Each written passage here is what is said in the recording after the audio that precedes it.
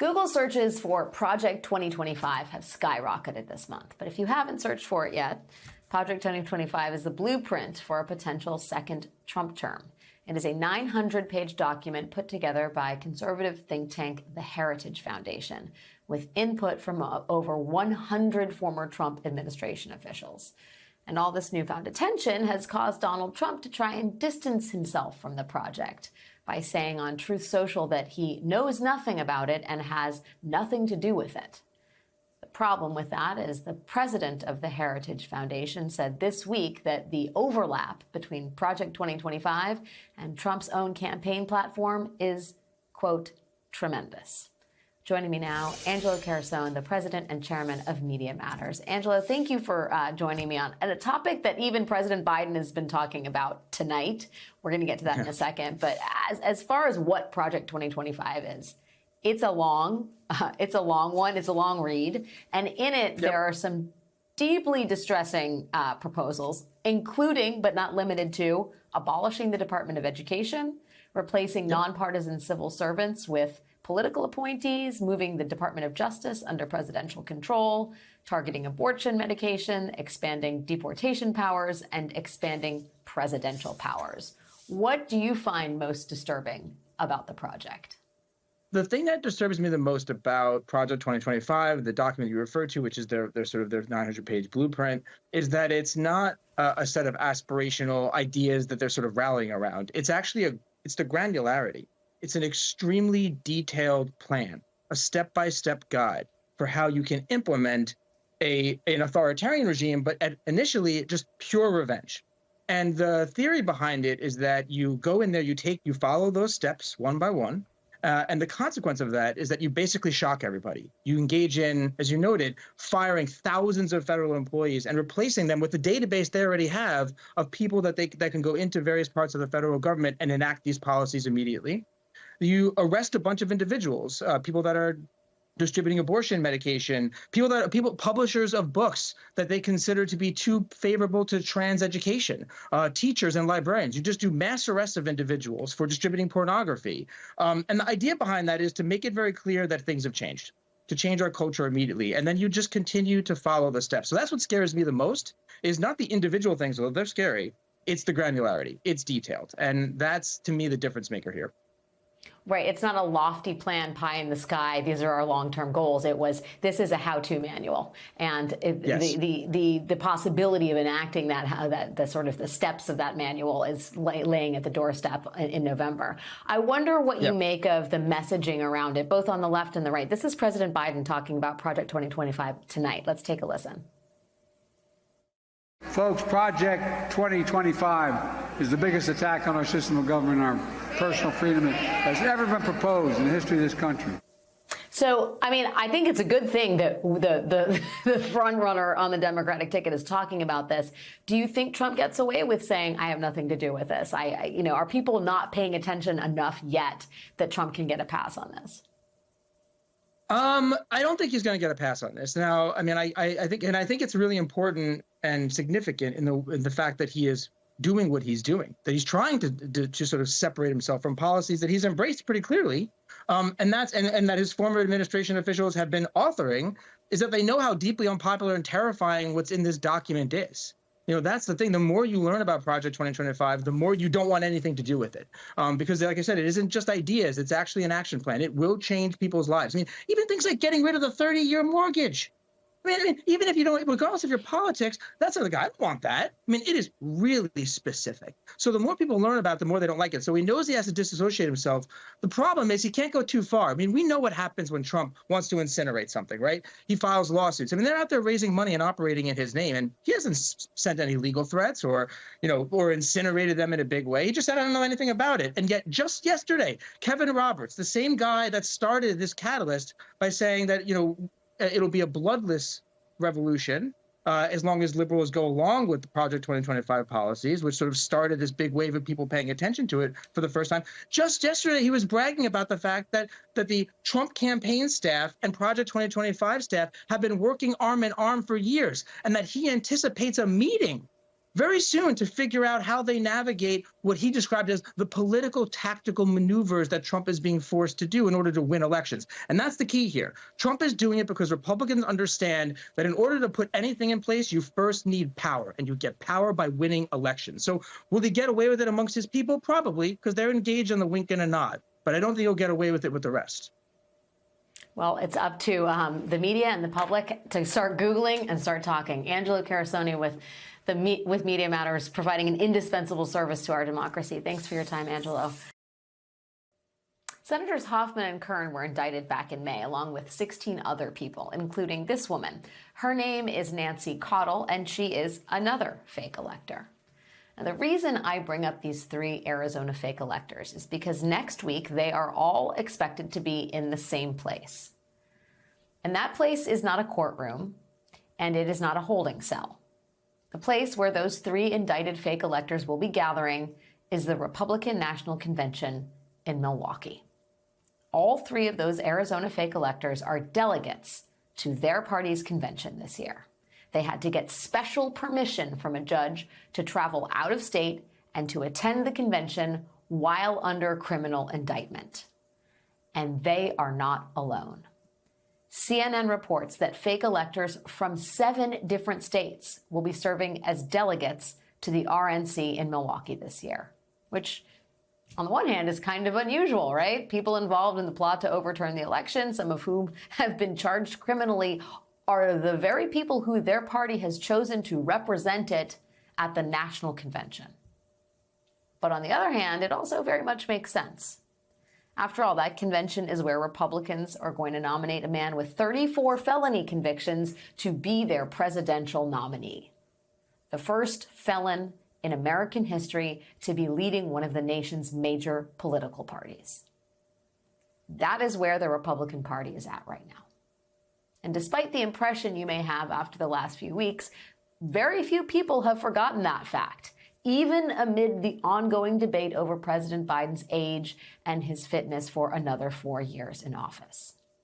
It is why, everywhere you look, there are voters saying things like this. I'd vote for 2 dead flies with the wings pulled off over Trump. All right? I vote for Darth Vader over Trump. That's how I feel about it. That man is going to be the ruination of this country. He'll be the ruination of this world. My option is Joe Biden. Old or not.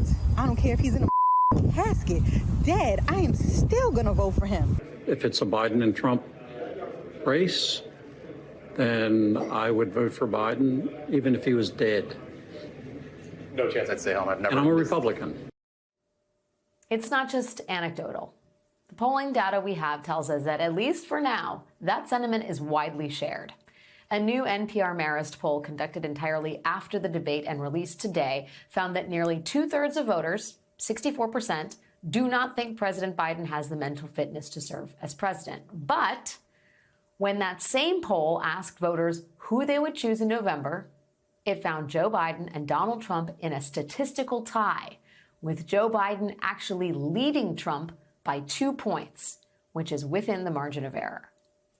Now, that poll was conducted before last night's press conference, but again, after the debate. So if that poll is correct, there are a significant number of people who do not think Joe Biden is mentally fit to be president, but plan to vote for him anyway, because they would vote for literally anyone over Donald Trump, dead or alive, mammal or insect. There is nothing that would make those voters choose Trump, just like there is nothing that can make worshipers in the cult of MAGA abandon Donald Trump. Most voters made up their minds long ago about where they stand in this election. The question is, what about the handful of voters who have not made up their minds and who literally hold the fate of our country in their hands? What about them? Well, a good way to think about the polling is that because of the way the Electoral College is structured, Democratic candidates tend to have to win the popular vote by around 4 or 5 points in order to win the election. Hillary Clinton won the popular vote by 2 points and narrowly lost the Electoral College in 2016. Joe Biden won the popular vote by nearly 4.5 points and narrowly won the Electoral College in 2020. And now, because of the way the population has shifted since then, President Biden will likely need to win the popular vote by an even bigger margin this time around. So far, none of the polling data we have says he is on track to do that. However, none of the polling data says that any of Biden's potential replacements would run away with this race either. That same Marist poll today found Kamala Harris, Governor Gavin Newsom, and Gretchen Whitmer all polling within the margin of error. So purely based on the numbers, there really is no obvious strategy here. And therefore, there is still a major and raging debate inside the Democratic Party about what needs to be done to stop Donald Trump. Today, The Hill reports that House Speaker Emeritus Nancy Pelosi is working behind the scenes to get President Biden to reconsider his stance on staying in the race. Quote, Pelosi has not said Biden should exit the race, but the lawmaker said she harbors deep concerns about Biden's ability to defeat former President Trump, and she's fighting to prevent the party from rubber stamping Biden's candidacy before there's a broader discussion about potentially the damaging consequences of that decision. House Minority Leader Hakeem Jeffries sent a letter to his House Democratic colleagues today, saying that he met privately with President Biden and that he directly expressed the full breadth of insight, heartfelt perspectives, and conclusions about the path forward that the caucus has shared in their recent time together. The letter neither says or suggests that the matter of President Biden's candidacy is settled. And it comes as two more Democratic members of Congress, Mike Levin of California and Brittany Peterson of Colorado, have now joined the calls for Biden to step down as the party's nominee. That brings the total number of members calling on Biden to step down to 19. The president is also facing a revolt from some of his biggest donors. The New York Times reports that some major donors are withholding roughly $90 million in contributions to Biden's super PAC as long as he remains at the top of the ticket. Reporting this week says that Biden's team is now worried about his own delegates to the Democratic National Convention, about them coming out against him at the convention. All of which just further illustrates the unbelievably stark difference between these two parties. As destabilizing as all of this may be, the Democratic Convention still remains the place where the party and its delegates can decide their own fate. While the Republican Party has become so enthralled with its criminally convicted leader that the delegates themselves are under indictment for helping Donald Trump cling to power. At a rally tonight in Detroit before a raucous crowd, a crowd chanting 4 more years and we've got your back, President Biden put the choice in sharp relief while reminding the crowd that he is not going anywhere. Folks, you probably noticed there's been a lot of speculation lately. What's Joe Biden going to do? Is he going to stay in the race? Is he going to drop out? Here's my answer. I am running, and we're going to win. I'm not going to change that. We love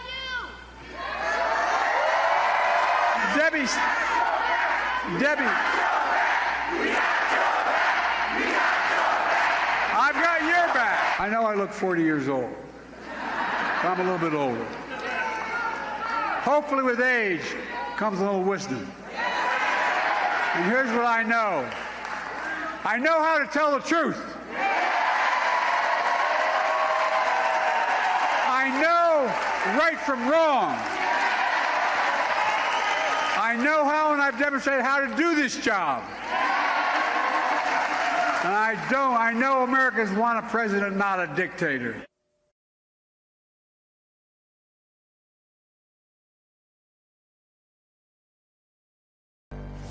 Arguably, one of the more potent campaign attacks against Donald Trump is the fact that he has been convicted of 34 felony counts and is awaiting sentencing. Probably. Last night, Trump's lawyers filed a new motion asking the judge who oversaw Trump's hush money trial, Judge Juan Merchan, to throw out Trump's conviction. His lawyers cite the recent decision by the Supreme Court in which the conservative majority ruled that presidents are immune from prosecution for official acts. Trump's team is arguing that that immunity ruling effectively nullifies the jury verdict in New York. This is their argument. Some of the evidence presented at Trump's trial included conversations Trump had with aides during his time as president. And Trump's lawyers are now calling that evidence unconstitutional official acts and saying that the inclusion of that evidence taints his guilty verdict. Joining me now is MSNBC legal correspondent Lisa Rubin. Lisa, can you flesh out this argument a little bit more, and how much weight do you think it actually carries with Judge Merchan?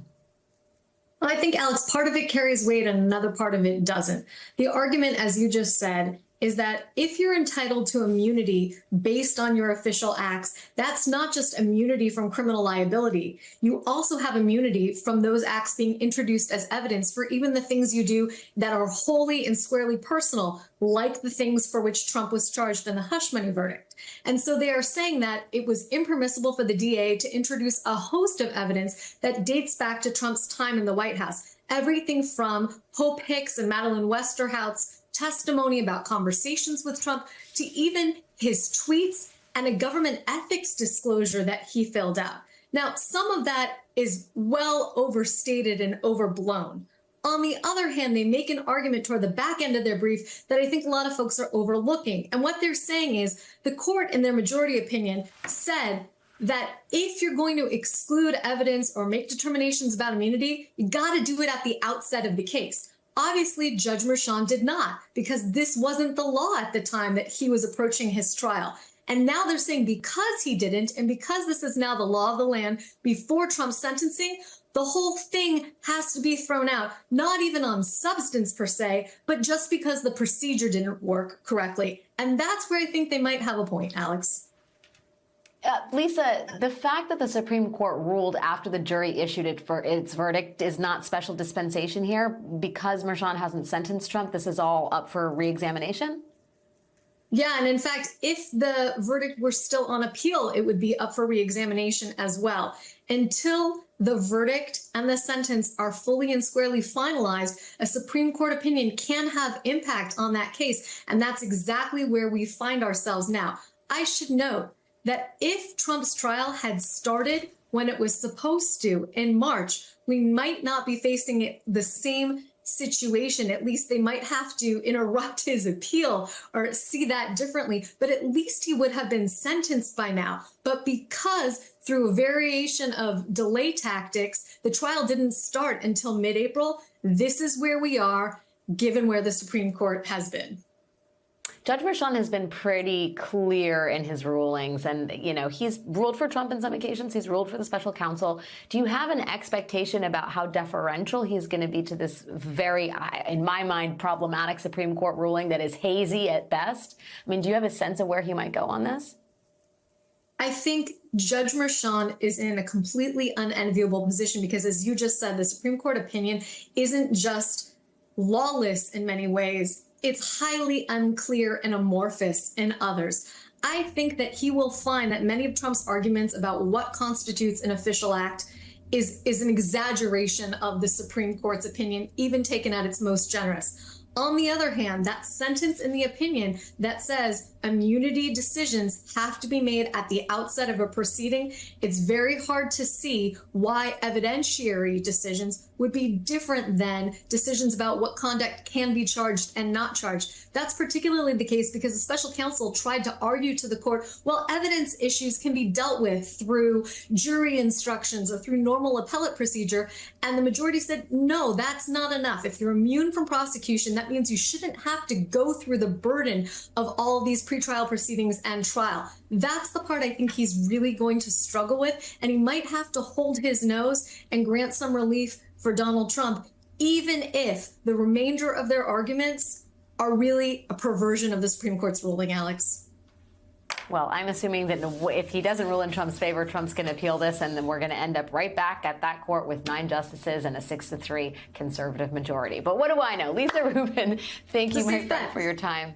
Hey there, MSNBC fans. I'm Luke Russert, and be sure to join me, Rachel Maddow, Jen Psaki, Lawrence O'Donnell, Steve Kornacki, Joy Reid, and many more September 7th in Brooklyn, MSNBC Live Democracy 2024. Click on the link for ticket information. We will see you there.